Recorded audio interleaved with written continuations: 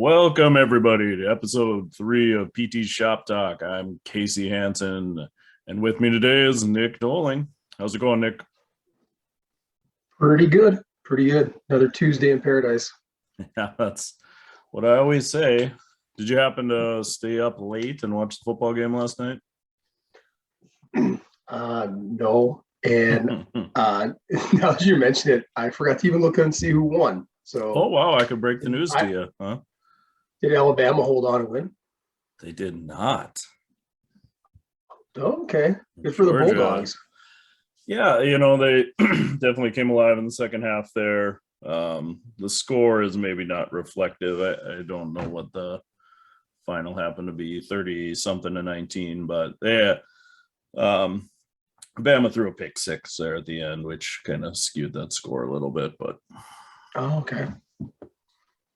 Wow. yeah, it's good for Georgia. I mean, Bama looked good, but their top receiver went down in that game. Knee injury looked like, so they were I thought their top two wide receivers. I think that just kind of stalled their offense. So Sure. Yeah. Bigger news, there was a different championship game this weekend that yeah, you were in attendance for. I was. What was that FCS championship game like down in Frisco? It was good. This was number 9, right? So they were relatively successful. This is my 8th year going down there. So in some ways it was kind of like this introspective / retrospective view of the last 11 years.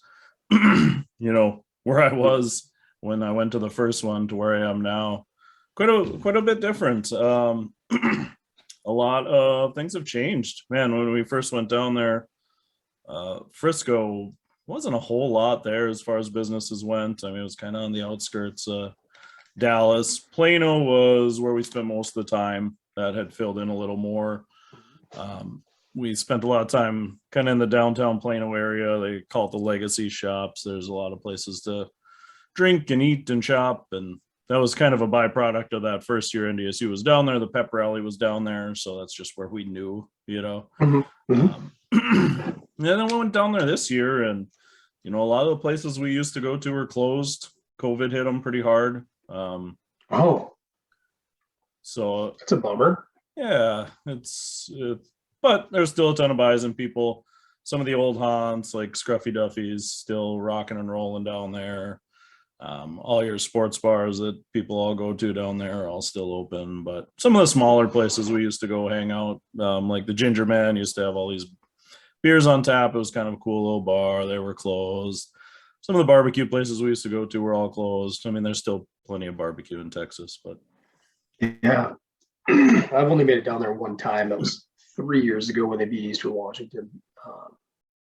But you're right, great experience. I mean, and Frisco itself, being on the outskirts of Dallas, I thought it was a very beautiful city, very well maintained from what we were able to see of it. And you can't really beat it when you're talking about that first weekend, the first legit weekend in January, leaving either Minnesota, South Dakota, or North Dakota, and driving down to some much warmer weather, predictably.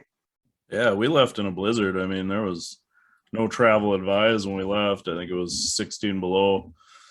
Visibility was probably a quarter of a mile until we got to Watertown and started to loosen up a little bit. But you're just a renegade. Like nothing's gonna hold you back. Follow the rules. We actually waited like 2 hours later than we wanted to get going just because of the weather. But then we got to Topeka. We used to make that 16-hour drive in one shot, but we're older now. So we stopped in Topeka. Of course, the weather advisory snowed overnight. Next morning was pretty miserable. The highway or interstate was down to one lane because the other one was full of snow. So we just couldn't get away from it. But the weather was good once we got to Texas, 40, even warmed up into about 55, I think, on Friday. So it was good weather. The game itself, it was pretty rainy. Yeah, it looked like that, yeah. Which is not a good combination on the field they play on down there. That was brutal, dude. Brutal to watch. Guys just wipe it out everywhere. Well, and they play on a soccer field, which is I don't know. I've never played soccer, but my understanding is they keep it a little shorter than your traditional football field. It's meant to take the water that way. Mhm. Balls roll well on it. They don't want the balls to stop. When you're Yeah. kicking it, you don't want the field to affect how the ball rolls around. So I guess that's kind of how it's designed to be when it's wet, but it's not great for football. No, American football. Yeah. Oh, sorry. Just Football. a dominant effort by the Bison. Man, I know Montana State lost their quarterback early on, or this new freshman who's Yeah. very talented, very athletic, but at the same time, I don't see him doing much to stop the Bison from rushing for 380 yards on the ground. Yeah, right. He doesn't play defense. And their backup quarterback, definitely a capable guy. He was the quarterback when NDSU played him in 19 in the playoffs, so he's got experience, knows how the Bison play. I suppose Montana State scores another touchdown or two if that other kid's in there. Changes the game a little bit, but you're right. It doesn't stop NDSU's offense imposed its will. Could have been a lot higher score. NDSU really just ran out clock in the second half. I mean, you go up four scores by halftime. That's tough to come back from. Mm-hmm. Yeah. Yes, it is. I thought a great performance, and they just keep rolling, just keep adding to the dynasty. Yeah, it was I would say a well-called game by Tyler Roll. I think the offensive coordinator gets a lot of flack for the Bison. Just it's a very vanilla offense, and when they do go off script from typical Bison stuff, it's usually super weird plays. But I felt like he called a almost perfect offensive game. I mean, it's third down conversions were super high. They put their line in positions to be successful. They gave their running backs huge lanes. It was just a really we were in an offensive game, and then can't say enough about the defense. I mean, they were everywhere. Yeah, definitely. It seemed like the few passes that he called, he sprinkled in some deeper threats too here and there, and that one in the third quarter really just nailed the coffin shut, completely. Pretty good game everywhere. Yeah, I suppose go ahead. Fans were phenomenal. It was loud on both sides of the ball. Of the 8 years I've went, Montana State probably had the most fans of any team down there, including Sam Houston, which that's not that far of a drive for them. So they were loud. Again, give credit to the fans too, because that game was pretty much over partway through the third. They cheered, man. They were cheering right till the very end. When the whistle blew, the fans, they cheered for the Bobcats. Good season, we're proud of you kind of deal, which it's not easy to do when you drive all that way and this doesn't pan out. So kudos to the fans. They were great. My interaction with them Thursday, Friday was awesome. Everywhere we went, they were proud of their team, confident in their team, but they weren't cocky. So that was cool. They're a good fan base. I hope they stay up on top. Yeah, it's good to hear, man. Well, suppose we could talk briefly. There's one other football-based topic. Minnesota Vikings clean a house from the top yesterday, officially. General Manager Rick Spielman, head coach Mike Zimmer, both are relieved of duties and fired. What's your take on that? It's time, I guess. There's going to be a lot of good coaches out there. I think that it's time to maybe move on from a defensive-minded coach, see what you can get out of that offense. I think they've been doing well, but I think they have the ability to be an elite offense, especially with what you pay them. So I think that's you go young. I guess there's been plenty of proven young coaches out there. I don't know if you need some great wizened mind to come in and change the culture at all. I think you just need to find somebody who can run the team a little better. Yeah, And then, I think they need to draft better. So you do. Spielman's out I of think there. I think his draft. We were talking about this at work last week, and I think his draft has been a mixed bag. Yeah. I think people really, they like to hang on some of the tougher ones that he made, are guys that maybe didn't necessarily pan out as successfully. And actually, my buddy made a mistake. He said Christian Ponder, but when looking back, that was the season before Rick became the GM. So not a big miss that needs to be tacked onto him. And you got to give him credit. I mean, he took Jefferson, and look at how well he's flourishing. They reached on, they didn't reach, but they mined some gold in Stephon Diggs and Danielle Hunter over the years, the elevation of Adam Thielen. So I think where it was when those guys really took it over, especially Zimmer picking up the reins after that Leslie Frazier period, who was such a nice guy, but just obviously just really lost at the head coach level. Listening to the press conference yesterday, I think you're right. The expectations are much higher, and they didn't have that terrible black eye season of 3-13. Mm-hmm. I guess now it would be 3-14. Where you really have no other outlet. You have no other choice but to clean house. Mediocrity, though, I liked hearing from Mark Wilf that mediocrity is not what they're striving for. That they have expectations to contend every year, and maybe the final point you're talking about the great offensive mind, and I agree that we need to go in that direction. And maybe the optimistic viewpoint is when you look around the league. I didn't realize this, but when you look at some of the coaches that are in the playoffs right now, like LaFleur in Green Bay, he was under McVay, right, with the Rams.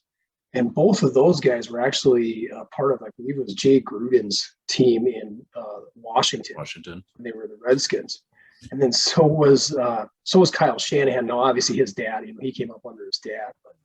But I think, you look at that and you're like, wow, Washington never had an ultra successful season under that regime, but yet they were able to find these guys who consistently make the playoffs, win double-digit games every season, and maybe that guy's out there for us too.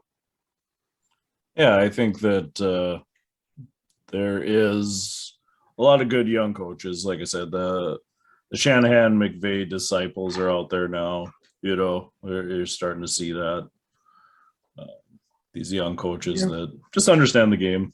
I think they understand where the game's going. It's not the same game it was 10, 15 years ago. So, yeah, you're exactly right. And I think that ultimately sealed Zimmer's doom. I mean, the season itself did, with the wins and losses, but the philosophy, the stubbornness, I think those were the things that they're looking to get away from. Yeah, it'll be a good thing. I think that, they need a fresh start a little bit. Not a rebuild, not a tear down, just get a different perspective on that team in there. It's a good team. It really is. Yeah. They said one thing that maybe the final point to make before we move on to our therapy topic is, Wilf said in his conference yesterday that, he expects us to be able to be competitive at a high level next year already with the components that they have on the field. He said that's where it's going to be on them. He put the accountability on himself and their team to hire the right personnel to make those decisions and make the Vikings a strong competitive football team in 2022. So not a total rebuild, he said. No, shouldn't be. So let's move on for the topic of the day. Prep, getting into PT school. Feels like a lifetime ago now, huh? Yeah, kind of fun topic. We were going back, developing some of these ideas and what people might be interested in, and who may or may not even care to listen to the podcast. Who knows? But we thought, maybe there's some undergrad students out there that could benefit from hearing this, that'd be interested in hearing it. So looking back, what did it take to get into therapy school? What was your approach, particularly during the undergraduate period of time? Do you want me to kick it off, or do you want to go this time, Case? You can start. Yours is probably again more motivating than mine. So start off on a high note. Yeah. I suppose I didn't put anything about the undergrad actual curriculum, but I mentioned before that I graduated from Minnesota State Moorhead with a bachelor's degree, so that was my undergrad requirement to qualify for physical therapy school. And when I put in here the GRE exam, and which I believe is still required to get into therapy school. Am I correct there? Do you know? I believe so. I suppose maybe some schools are still different, but they do the central admin stuff now. So Yeah. Probably one of those things everybody takes. I remember my senior year of college, I bought a prep book, which came with 2 practice exams, and really dug into that. Took both of the exams. I remember the first one was absolutely terrible. It was kind of like my wake-up call to buckle down more. And my second exam, I do recall vaguely that I passed. And it was like, it gave me a little more confidence heading into that exam. But really, when I sat down and took it, I had almost zero confidence in how I was going to perform that day, which is not exactly the theme for later on in, PT school and beyond. But that day, I remember I got done with the GRE, which I should break it down. It has a verbal component, has a mathematics component, and then it has an essay component. And my essay, you talk about just spewing from the mouth. I felt like when I was done typing it, it was like that scene at the end of Billy Madison where he's giving his oral review of the book from kindergarten. And, the classic meme now where the principal or super is like, yeah, at no point did you make anything close to a coherent thought. Yeah, we're all dumber now. We're all dumber. That's how I felt. And I got done. It gets to the end, and in those days, so this is 2004, and I vividly remember it gives you the option to hit yes or no, and if you hit no, you don't want to see your results, and you don't know how you did. And if you hit yes, then it's official, and you see how you did. So I just closed my eyes and said a prayer and hit yes, and it turned out very, very well. And it gives you 4 schools. Back then, it would give you 4 options to send your scores to. So I was really invested mentally in St. Scholastica in Duluth. Plan on going up there. So that was my number 1. And then the rest of the 3 were all like places I never ended up even applying to. So kind of a waste there, as that was your free ones to send it off to. In the future, and subsequent ones, you actually have to pay I think it's $20 for every school to send your scores to. And back then, again, too, so you're talking about 2004 to 2005, you had to go school by school as you would send it off. And which is it's like no easy task financially in those cases, because everyone had an admissions fee, non-refundable application fee, and then logistically, you gotta make sure all of your transcripts are in order every time you send them out. And as I mentioned earlier, I'd transferred and I'd taken some classes in high school that qualified. So I had to, every time I had to find 3 transcripts, 3 copies of them, and send them off. So my schools that I ended up applying to, I narrowed it down to St. Scholastica, and then later on, the University of South Dakota and the University of Mary. And I ended up interviewing at all 3, was accepted at all 3 at different frames. They were about 6 months apart, so I would have been different class. St. Scholastica was the first one. I would have been admitted in fall of 05, and USD and Mary, I took some time off, reapplied. Excuse me, didn't reapply, but that's when I waited to apply, and then interviewed and got accepted into those and selected USD. That ended up being the best fit for me. So it was school by school, interview by interview. It was a fun time, exciting time. You have that nervousness of you're confident, but you're nervous. You feel like you're gonna take that next step. It's just another challenge you have to overcome, and then it gives you a handful of decisions to have to make. So it was a fun place to be in life, just in general. I think everybody should try to keep their options as open as possible, which is kind of a nice segue when I have that like then versus now. I do think the evolution to adding the PT CAS a few years back was one of the best moves they could have done, because again, it greatly reduces the logistical challenges that came with school by school applications. And then on top of it, you get all of your letters of recommendation narrowed down. Something else I didn't mention, but I mean, back in those days, I'm sure they saved it, but every time you go and reapply to a new school, you need your letters of recommendation. You'd have to have the same professors or the same physical therapists that I worked under to print me out another copy and sign it and put it in an envelope and all those little things, right? Super appreciative of the assistance that those guys gave me. I was really blessed to have some awesome mentors who were always happy to write a good letter of rec. But now just having that all under one assimilated, consistent system at the PT CAS, just awesome. I think the kids nowadays have such a great opportunity to throw the line out in the water multiple times in a much easier fashion. So, yeah. And as I mentioned, selected the University of South Dakota as my PT school. And away we went. The rest is a story for another podcast. When I decided to go into PT school, I guess step one was to go back and retake some college courses. Not too many, but it was, I think still is today, pretty competitive to get into PT school. They had recommended that your science GPA be pretty close to a 4.0. So made sure all my science classes I had A's in. Normal GPA probably wasn't that important, but I think 3.89 was like the average accepted GPA. So tightened everything up a little bit that way. And then, I had to determine what schools I wanted to go to. Same process you did. There wasn't really a central deal at that time either. Interestingly enough, even the internet wasn't like that big of a deal.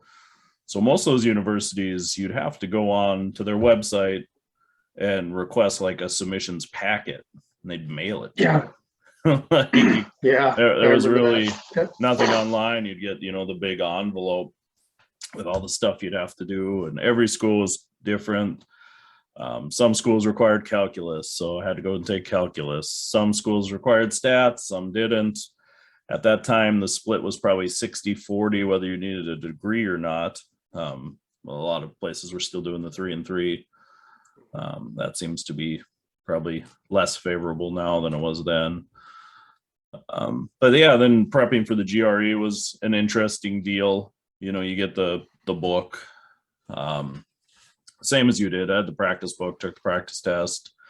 It's like, you're not very good at English. That's okay. I guess I'll study to my strengths. That was my technique. So hammered through the math, and they were like, you should probably know like these 10,000 weird words. I did flashcards for like a week, and I was like, no, that's enough for me. Took the test. It was classic testing facility, computer testing, and I remember they said that the test was adaptive. Like, if you answer correctly, you'll get harder questions. If you answer incorrectly, you'll get easier questions, and then it'll kind of adjust itself. Mm-hmm. So I remember thinking I was absolutely killing the verbal portion, because that thing was impossible. It's like every question seemed like it was the hardest question I'd ever been asked in my life. Conversely, on the math thing, I was like, I'm completely failing this. We're down to like 2 + 2 here. Like, that's not good. But it just goes to show you, I got my test results back and aced the math section, highest score you could get. Verbal, not so high. But it was all sufficient. They all hit the numbers required for grad school. So that was no concern there. Got that all sent off, and Yeah, I went with University of North Dakota, University of Mary out in Bismarck. I believe Missoula in Montana had the Mhm. program, Yeah. and then the Yep. U of M. So those were kind of the schools I had picked out. I didn't want to go too far. I didn't want to spend a ton of money. UND was kind of my number one. You go through the interview process. I interviewed at UND first, which is always interesting too, because they all have a different interview process. At that time, the University of North Dakota sat down, two professors on one side of the table, me on the other, very informal, just kind of shot the breeze. I think they just wanted to get a feel for your personality. I mean, they know you're intelligent Yeah. at that point, right? It was left that feeling pretty good, right? Rolled in pretty confident. Mary was a little different. You went there and they had like 3 banquet tables with like 7 people interviewing you. And you're like 20 feet away on this little tiny table and they're just firing questions at you. And I'm like, wow, this is quite different. Got accepted into both of those. I ended up not interviewing at the U or Missoula. They just weren't that high on my list anyways. I felt like my interviews went well with Mary and UND. So yeah, got accepted into both of them. UND was ultimately my number one choice. They had a good reputation in the state. You know, most therapists in North Dakota were from UND at that time. So, you know, it was like, yeah, that's probably a pretty good pathway to get a good job. So went that way. And the rest is history, I guess. So it was a fun process trying to figure out what they're going to ask you in those interviews, what they're looking for. I guess something we didn't talk about too was getting those like observation hours in preparation for applying too, because some colleges wanted 40 hours, some wanted 100, some wanted 120. Do you do them all in one place? That's easy, but it doesn't look so good. I did most of mine in orthopedics, outpatient orthopedics. That's just at that time is easier, you know, to call around places. It's a little harder to call hospitals and get on the acute care floor. You could, just more phone calls to make. So most of mine was in outpatient orthopedics, which turned out well. That's what I do anyways. So mine was similar. I think I had 200 hours by the time it was all said and done, just because I did it a few summers. I was in the same boat. That's a good point to bring that up. I think I got like 40 to 50 hours in over a Christmas break back in Carrington. So that's more rural general, doing some inpatient, a little bit of everything. But the vast majority, I actually got a few hundred in with the guys at Pro Rehab in Fargo. And then that segued into a nice little PTA job that I did leading up to that, which I think would be another recommendation I have to any student listening out there. If you have an opportunity to work part-time at a clinic and get some interaction with patients going early on, be able to just soak up the therapist around you, just super beneficial. Yeah, it makes the interview process much easier when they're asking you questions about things you've seen, you know. What's the biggest challenge for therapists? You know, they ask you that as a student and you've never done therapy and you're like, I don't know. I'll find out in 3 years, dude. Yeah, right. But student debt, that's always a good answer for them. Being humble, I'll share. I also applied to the University of Nebraska Med Center, or med school, and down in Omaha, and was fairly excited about that opportunity. I think it was a pretty, they're also a school there. Omaha has, at the time, they had Creighton and the Nebraska Med Center, and I was really looking into Nebraska Med and applied. And this all came back to me as you were describing so vividly the packet, because they sent the packet, and I got everything sent in, went through the process of having, reaching out to every school and having those transcripts sent down, and didn't hear back from them for whatever period of time it was back then, 3-4 weeks. Back in those days you were mailing everything, and there was no confirmation. You didn't know if they received it or not. I do recall I was always that type of guy who, after a few weeks, I'd pick up the phone and dial them up, and I dial their admissions office and just verify that they received it. They're like, oh yeah, we did, and we're going to review it at X time. And the next thing I heard from them was a letter in the mail just saying, it had like a checklist, if I recall, it had a checklist of everything that they had wanted to get from you. And it was missing one transcript from Minnesota West, where I'd started my undergrad. So they were like, unfortunately, your packet was not complete, and we cannot consider you for the applications process at this time. And I remember being extremely disappointed for about 5 minutes, and then went right to the computer and pulled up what I needed for some other schools, and yeah, away we went to USD. And then Mary, I interviewed at those two places. I don't know about your experience with UND and then Mary. Exactly the same. The way you described it, USD, two guys across the table from me, very laid back. I felt very much at ease. And they were also turned out to be two of the nicest guys, two of the nicest instructors I had the whole time in therapy school. So they weren't just like playing a role. And exactly 7 days later, I interviewed Mary, where you're part of a whole group. They bring in all the other applicants that day,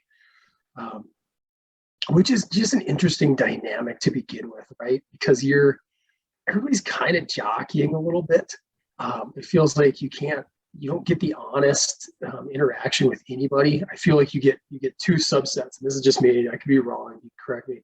I feel like you got the people who are like always going to be extremely humble and be like, I have no chance of getting in. I don't even know why I'm here. You guys are so smart, yada yada. And then you kind of get, and predominantly, I don't want to paint with a broad brush, but predominantly male subset that's kind of like you're eyeing each other out. It's like what's your GPA, and your competition. Yeah. But also kind of fun. I just recall wishing I would have known I would have known that I was accepted to USD before the Mary one, because it would have been a lot less stressful to be able to go in and have a place in your back pocket already. But I think all those things are beneficial in the course of life anyways. As I mentioned earlier, you got to be able to challenge yourself. And if you're always afraid to take chances, or you wait until you got a backup school or something along those lines, then you're never going to get anywhere. I heard a Zig Ziglar quote that I'd never heard of before. Somebody's referencing it. I was coming back from the hills this weekend, my brother's bachelor party. Shout out to Deadwood, South Dakota. Good time. But the Zig Ziglar quote was something like, if you wait for all green lights, you're never going to leave the house. I'm like, okay, all right. I really like that. Yeah, it's one of those things you tell people, like, just put yourself out there. I mean, if you don't get accepted, waste a little bit of your time, but like you said, that's not even wasted time, that's experience. So definitely, it's in how you interpret it, right? I think you could view it, if you get done with it and you just wallow in self-pity because you didn't get in, then yeah, that's rough. You got to pull yourself up. But I think and hope that most people who have that DNA, that wiring, that they want to go into healthcare, they want to be a physical therapist, that they have that type of mentality as well, that type of initiative taking and resiliency to be able to bounce back from a setback. Yeah, that's my advice to people out there, is just put yourself out there. Call places, get as much observation as you can, apply to schools, interview, just do it all. Yeah. That was hard too. Like, I don't know if it's, I think COVID's changed a lot.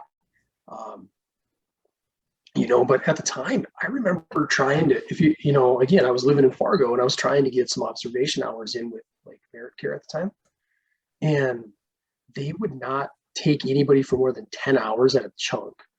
And you had to, I don't remember what it was, but there was some hoops you had to jump through. And while I was waiting to hear back from them if I could do this, that's when I got a call back from, the guys at Pro Rehab. They're like, yeah, absolutely. Come on, just, bring your notebook and your pen and be respectful to our patients. And it was pretty cool. Great experience.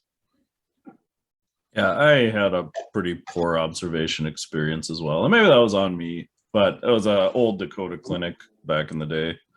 And yeah, you know, they say, oh yeah, come in, like cut your teeth, you know, we'll have you doing laundry and filling ultrasound bottles and doing chart paperwork. You know, you do that for a few hours and people get comfortable, let you see patients. Like Mhm. I was there for 40 hours and saw 2 patients.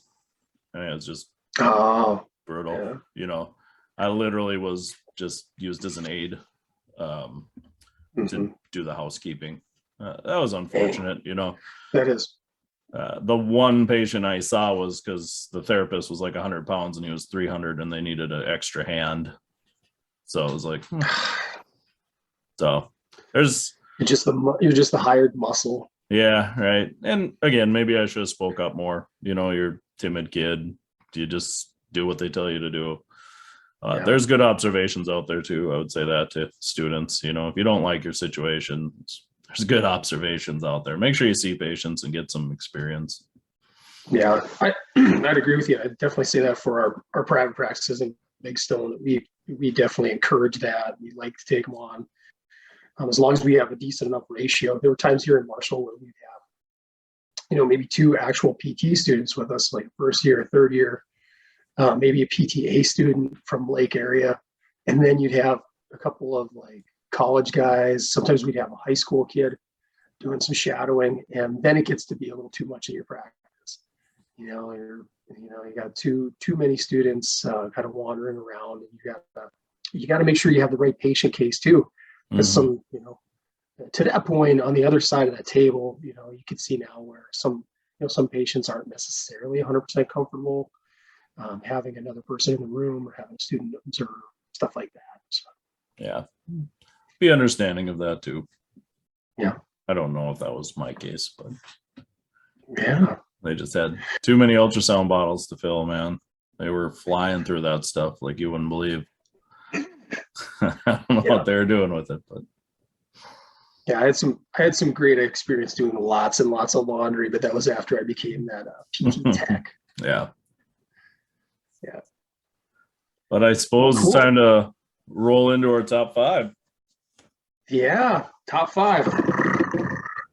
All right, so this week, in honor of the FCS championship game, we got NFL playoffs starting. The top 5. What are the top 5 best football games you've ever watched? So again, we were texting each other back and forth. Criteria is important here. You have to have watched it live. It can't be something like you can't have mined it from the NFL Network, like greatest games of all time thing, and it's like the 81 wild card game between the Chargers and the Dolphins, where Winslow catches like all these passes and dehydrates himself. You can't do that. All right. There have to be stakes involved with the game. Can't just be like a middle of the season thriller. It's got to matter. It's got to be kind of like win or go home. And there's got to be drama within the game. So that's the criteria for coming up with this. And I got to say, man, I ran this by Ryan Landberg in the clinic yesterday. I told him I initially had 14 written down, and I had to whittle this down to 5. So, do you want me to go first? Yeah, you can rock out first. Okay, my number 5. And I did a little research on, once I got to my top 5, I had to do a little research just so I get the years accurate on this and get some scores down. Oh, I love this game. This was fun. The 2003-2004 NFC divisional round game between Philadelphia and Green Bay. Philadelphia beats Green Bay 20-17. Never hurts my feelings to see the Packers lose in the playoffs. Unfortunately, too many times they're making it. The Vikings are sitting at home, which was the case in 2003, season where the Vikings started 6-0 and couldn't make the playoffs. But this game's famous. Do you remember this? It's less than a minute to go. Philly's faced with a 4th and 26, and Donovan McNabb connects with Freddie Mitchell for a 28-yard first down.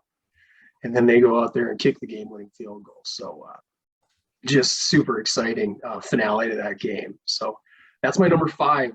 2000, it would be in January of 2004, NFC divisional round. All right, my number 5. Of questionable. The game's awesome. There was stakes on the line in this game, but it happened very early in the season. But for me, this was 2007, Michigan versus Appalachian State. I don't know if you remember this. Oh yeah. Biggest upset in college football history at the time. Right. Michigan rolls in number 5 in the country. A lot of people thought they were maybe destined to contend for a title that year. App State was number 1 in the FCS, coming off of back-to-back FCS titles. Historically, at this point, FBS teams were blowing FCS teams just completely out of the water, to the point where there wasn't even a betting line on this game. Because they assumed it would be such a blowout. Well, Armani Edwards, quarterback for Appalachian State, was just an absolute FCS stud. He could run, he could pass. And surprisingly enough, man, Appalachian State just ran over Michigan that first half. I believe they were up at halftime 28-17, right? So, I mean, Appalachian State was just pounding the ball. Michigan ends up getting the lead on a 54-yard touchdown with like 4:36 left to go. Edwards throws a pick in the next play, ensuing drive. Michigan gets the ball again, attempts a 53-yard field goal, blocked, right? Appalachian State gets the ball, minute 37 left, no timeouts. They drive 69 yards down the field in a minute. Kick field goal, 26 seconds left. Michigan gets the ball back. Nice kickoff return, 46-yard pass, 37-yard field goal attempt as time was expiring, and again was blocked for one of the biggest upsets in college football. I remember that. You know, NDSU was just entering the FCS. I think this would have been their 3rd year in the FCS. So I was just kind of getting into the FCS, knowing who these teams were. And I remember watching that game and just being blown away, like, oh man, these are the teams we have to play. So it was a very cool game. Did you know? Yeah. Yeah. You know what? You made a good point, though, because when I was saying earlier, the stakes back in the day, college football landscape, you're right. You could have a season fate sealing game week 3. Back, you know, BCS when BCS was running things. And then even before that, it was even tighter with, I think, the voters. Yeah. So many times, you know, like famously, like I think, you know, that Hurricanes dynasty that they had, that 3-year run, but the first year, by the end of the season, they were, you know, most people viewed them hands down as the best team in college football because they lost their season opener in Washington. They were excluded from the title game, and they won like 11 games in a row, 12 games in a row, and that was part of that, you know, 30 some odd total wins. But yeah, it was interesting. So Michigan State goes from 5 to drops completely out of the poll with that loss. Yeah, first time a team had ever dropped from, I think, the top 10 to out of the poll. It also caused them to reevaluate how they could vote. And they decided after this game to allow FCS teams to receive votes as well. So I believe Appalachian State finished that year 34th in the polls or something like that. So there was repercussions because of that game. Yeah, big game. And now you see FCS upsets a few times a year. It's not as crazy as it used to be. Yeah, definitely.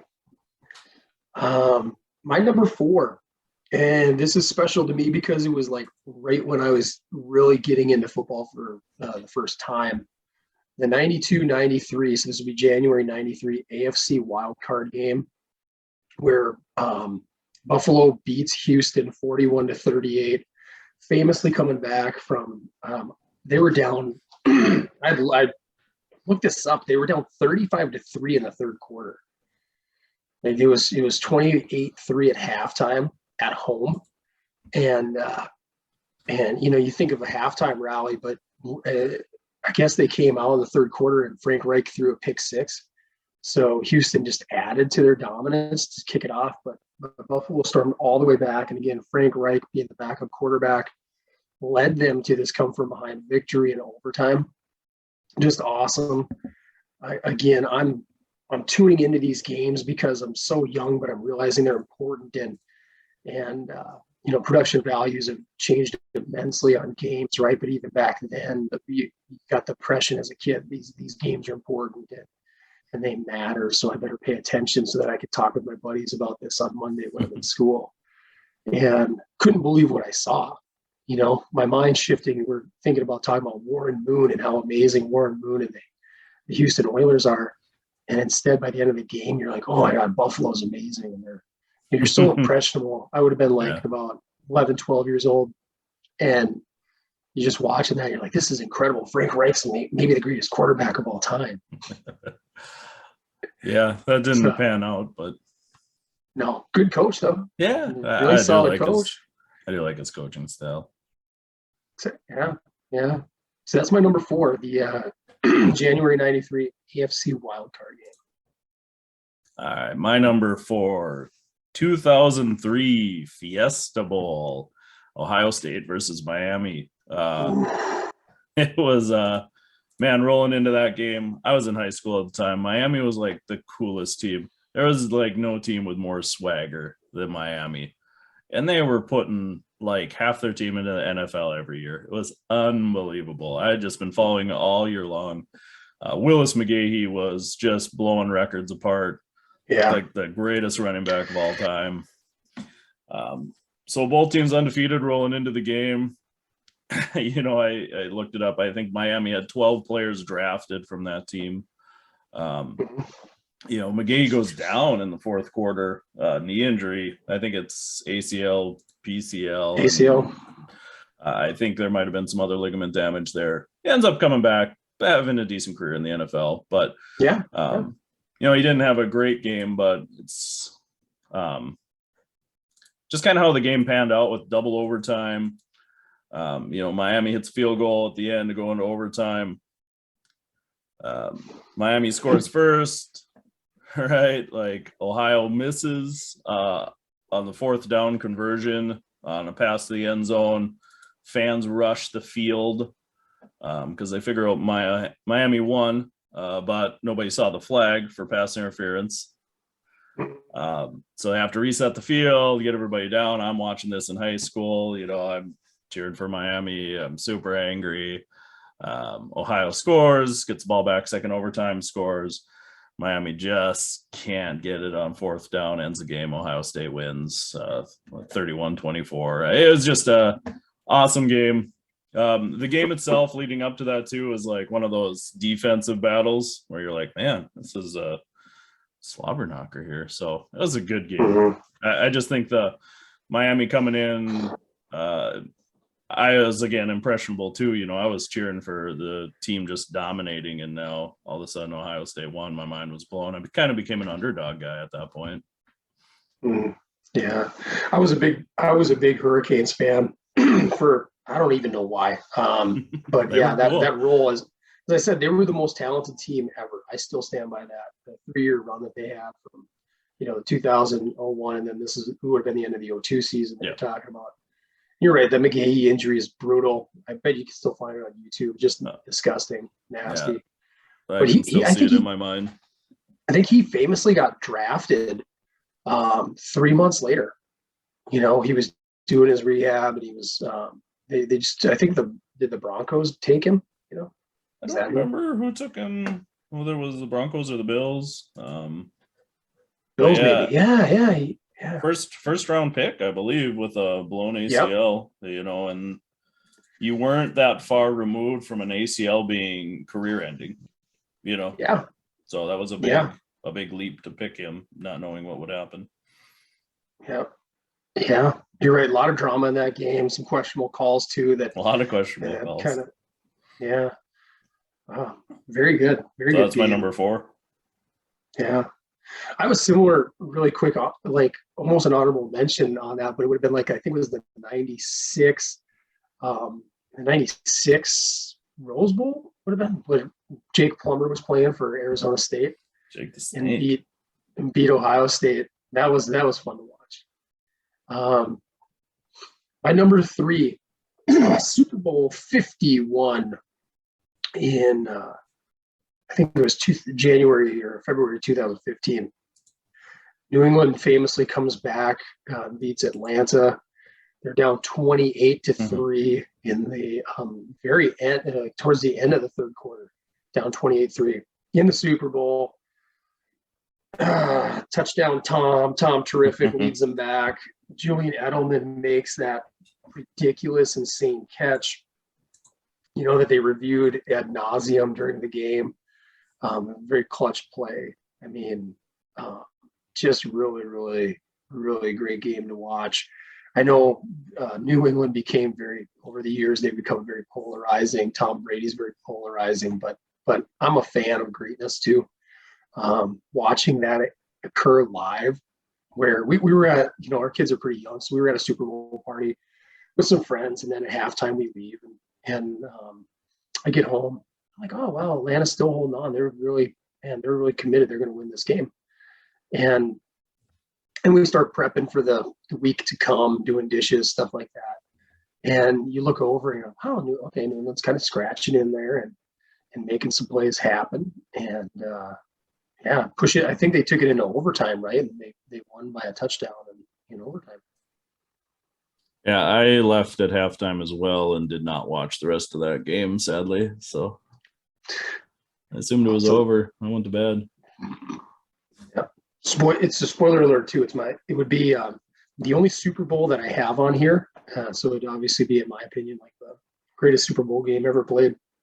Oh, well, I could maybe argue it because my number 3 is a Super Bowl game as well, but not that one. Take it away. 2000 Super Bowl 34, Rams and Titans. Oh man, I had followed the Rams all season. They were the greatest show on turf for sure. It was my first year playing fantasy football. I had Kurt Warner and Marshall Faulk on my team. Also the only year I've ever won fantasy football in all these years. So I watch these guys every week. They were fun. Man, those Rams were just great to watch. Just wide open receivers all the time. Warner was slinging it. I mean, they could do no wrong. Falk was, he was that kind of, I'm not going to say the same. There was plenty of running backs before him, but that hybrid running back receiver position, he exemplified that. Yeah. You could feel the game transitioning a little bit because I think he had like 2,400 yards from scrimmage that year, like 1,300 rushing, 1,100 receiving, something like that. Just crazy numbers at that time. Some of that stuff still stands, I think. And then on the other hand, you had the Titans, who were just became the Titans. It's kind of a team you hadn't really heard much about. Steve McNair, Eddie George. He was a running machine as well, probably less of a catcher than Falk was, but he was just that pure smash mouth guy. Titans roll in as a wild card, make it all the way to the Super Bowl. It was kind of foregone conclusion the Rams were going to dominate. Rams only led 9-0 at half, even though they were outscoring, if you look at yardage, 294 to 89 at halftime. Just a defensive battle from the Titans. And we kind of all know how it ends. The bad guy actually wins this one, right? The outstretched arm from the Titans 1 yard line. Dyson, right? Yeah. Just one of the cooler endings to the game. It's just that battle. I was thinking like Space Jams with Michael Jordan dunks from half court. That's like how I felt his arm was, but he just couldn't make it. It was one of the few times where the Cinderella comeback just didn't work. Yeah, that was in my honorable mentions, definitely. Yeah, it was a Huge good game game. start to finish. That game was. I mean, the Rams go up 16-0 in the third quarter, but then Titans, rattle off 16 points themselves. So Isaac Bruce, 73-yard touchdown at the end to go ahead. I don't know. Yeah. There's lots of cool parts of that game. I think That's my number 3. that was still in that era. I think for quite a while, it was like, man, there were some, even the way you described that greatest show on turf, that almost doesn't do it justice. There were some teams that were so dominant and so favored in these games where another one that made my honorable mention was would have been about 3 or 4 years before that, where Denver upsets Green Bay in the Super Bowl. And I believe Green Bay were 14-point favorites at a Super Bowl. mean, you just don't see those type of numbers anymore because the parity is out there and it's improved the game. I mean, this season's a great example of it, and how no team has really stuck out as a truly dominant force. So, but back then, to see the Rams the Titans even hang with the Rams and get it that close was just so impressive.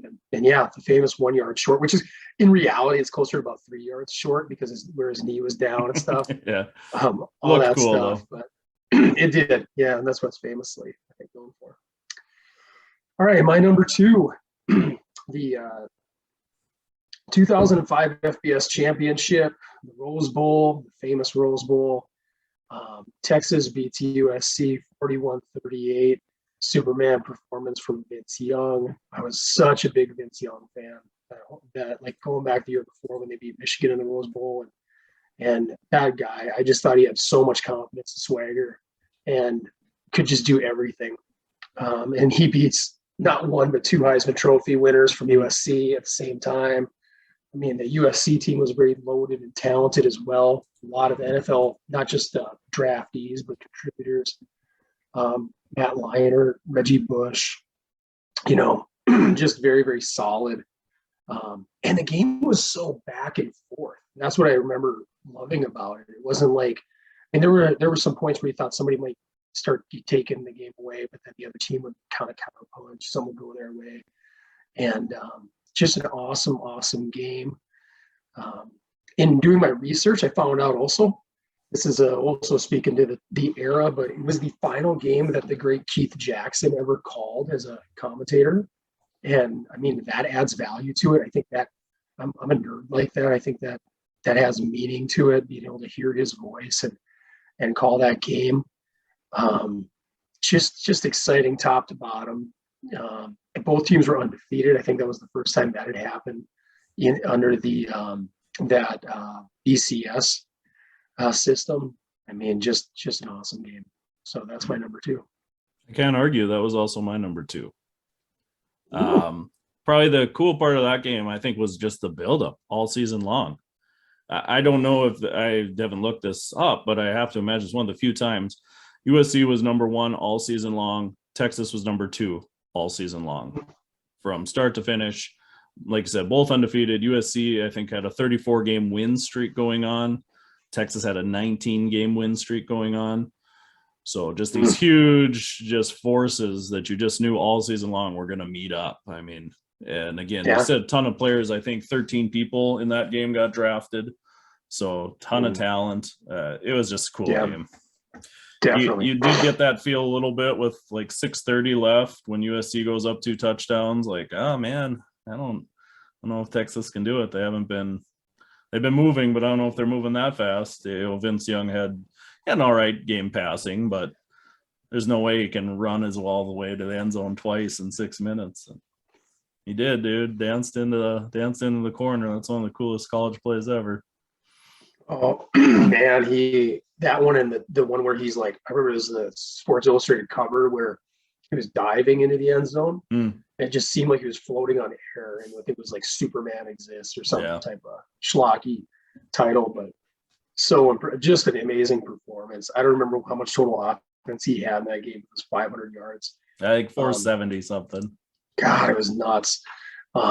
Limas Swede was a great wide receiver for Texas at the time. I mean, very underrated.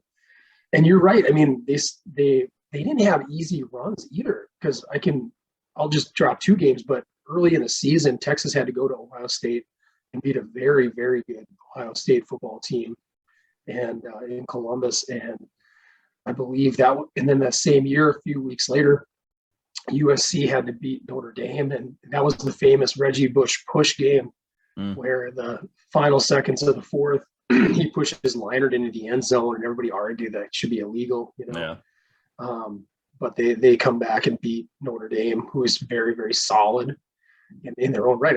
Actually, if I'm recalling right, I think just a couple days before that, those 2 teams, Ohio State beat Notre Dame in the Fiesta Bowl. So, I mean, just a really exciting time in college football for me. Yeah. I was loving it. That season was awesome. Yeah. A lot of just superstars like Brady. People forget, like, I mean, there's guys who dominate now, but the characters, the media pub for Vince Young, Matt Leinart, Reggie Bush, and Notre Dame had Brady Quinn, who's like a supermodel guy, you know, Yeah. and You could imagine name, image, likeness stuff now back then. I mean, well, USC would still have Reggie Bush would still have his Heisman, I guess, if it was legal now. Yeah. But definitely right. I mean, these guys would have so much, you know, so many more opportunities for sponsorships and endorsements and stuff. So, well, that leads me to the number one. Such a homer here, but my number one is in fact the Minnesota Miracle, Minneapolis Miracle, January 14th, coming up on the 4-year anniversary. Just a fan. I mean, from being a lifelong fan of the Vikings, of the purple, you know, these are the type of games that do not ever historically go our way. You don't have that famous finale, and just a roller coaster of a game. I was coaching wrestling that day and recorded. I was out of town with my son, so we were recording the game, and we were actually a little behind on it from live. But I remember we get back, and you know, the Vikings dominate that entire first half. Doesn't look like New Orleans even belongs there. Things are looking great. Second half, you know, Sean Payton makes those adjustments. Drew Brees comes alive. I view that game as the real emergence of Alvin Kamara. I mean, he was coming along that season, but it just felt like Kamara was everywhere in that second half. And they storm back. They take the lead, and you're just thinking it's like the most miserable ending of all time as a Vikings fan. been there too many times. Totally. And, you know, there's still 61 yards out, too far for a Hail Mary. And, I mean, that play, I mean, just it still gives me some goosebumps to think about it now. And it's one of those moments that you can watch it again and again as a fan. And whether it's with the Paul Allen radio audio, which is just, you know, obviously unbelievable. Yeah. But one of the times where, you know, we in Minnesota, we don't really like Joe Buck much, going back like almost 20 years, where he was calling Randy Moss disgusting for fake mooning, Lambo, and all that nonsense. But man, he has an amazing call in that game too. And I think the way he articulates it leading up to that snap, he's just talking about there's 10 seconds left and what is going to be an amazing comeback for New Orleans and just a heartbreaking loss for the Vikings. And then, you know, he's like, Keenum drops back, caught, and then he like screams, caught, digs, and then he just stays on his feet, runs the rest of the way. And that scene that ensues where they're smart. They don't do, like, Aikman doesn't talk, Buck doesn't talk. You can hear the crowd. I mean, that's smart broadcasting. Like, you don't need to talk over it or do anything. Just experience the moment, share that on the screen, and wish to God I could have been there in person. You know, that's my number one. Yeah, my number one, I'm going to go the homer route as well. Probably could have put 5 games from NDSU on here, but I'm sure everybody's chomping at the bit to know what my favorite NDSU game is, and it would be the 2015 championship game from the 2014 season, NDSU Illinois State. I was at this game. The season was wild. NDSU was supposed to be rebuilding. They had come off of an undefeated season. No more Brock Jensen. Carson Wentz rolls in. Beats Iowa State to start the season. You think maybe this guy's got it. Lose to Northern Iowa mid-season to end like a 38-39 game win streak. You got to question it. They rolled into the playoffs. First game of the playoffs was against South Dakota State. They barely squeaked out of that one. Classic Jacks. They let the game go. NDSU rolls through their next 2 games. NDSU was ranked 2. Illinois State was ranked 5. They didn't play each other in the regular season, so they were co-champs of the Valley. Illinois State had to beat the number 4 and the number 1 on the way to win the game. That day in Texas, it was like 35. I remember that because we had to go to Walmart in the morning and pick up hats and gloves. The game was awesome, back and forth. Nobody stood out clear. winner. I'm in the end zone. When Trey Roberson hits that, I don't know what it is, 60-yard run for a touchdown with like a minute 38 to go in the game. Just absolutely heartbreaking because he's running at me. You know, he runs into the end zone I'm looking at, celebrates. You think it's over. Carson Wentz gets the ball, rolls down the field in a minute, runs in, touchdown, 30 some odd seconds left. It was just awesome. Some crazy passes to RJ Urzendowski that probably questionable offensive pass interference calls, but yeah, Illinois State gets the ball back. Guy throws a pick right at the end there to Esley Thornton, who would have been a quarterback for NDSU, but Carson Wentz was so good they moved him to linebacker. So, you know, interesting guy, stuck with the team, didn't leave after he lost his QB job. Ends up being a quarterback that seals the interception to win the championship. So cool story. I think just a lot of cool playoff games for NDSU. That one just sticks out. Yeah, now that you're saying that one, I'm kind of kicking myself for not adding that one in there. Yeah, that was a blast. Of all the championship games, I think that the first one was the funnest for me. Just rushing the field for the first time was cool, but this one was like the best as far as entertainment value goes. Yeah, they were. It's one of the only. I think they only had like two really competitive ones. You know, this one, and then a couple years later, they beat James Madison. Yeah, James Madison, both of them were pretty competitive. But yeah, very.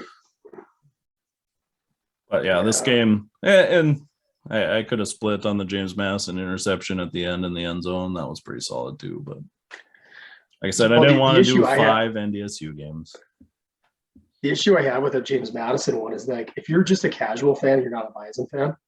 That's like, that game's a brutal one to watch. Excellent game plan by, Kleiman, but just, I mean, they ground the game down. They were smart, they kept the ball out of Madison's hands and things went their way. But yeah, you're right though. The Illinois State one, much more exciting, a lot more back and forth to it. Yeah. There were some good players on that team. O'Shaughnessy, the tight end for Illinois State, he's playing in the NFL now. Mm-hmm. NDSU's got a few guys obviously from that team playing in the NFL. So there was some talent out there. It was fun. There was guys playing hard. Mm-hmm. Yeah, definitely. Yeah. We should better call her. Yeah. Awesome list, man. I like that. I like that we're not all on the same page and not just like a bunch of jockeying back and forth. So, we only had one overlap. One overlap. So awesome. Well, till we meet again next week, our key topic, I believe, will be, we're going to stay in the same theme, but what was our prep through the end of grad school, getting ready to pass our board licensure to become the real deal working physical therapist. Just the stepping stones to get where you sit in front of a computer with a microphone. Yeah, everything it took to get here to this moment. All right. Well, until next time. Yep.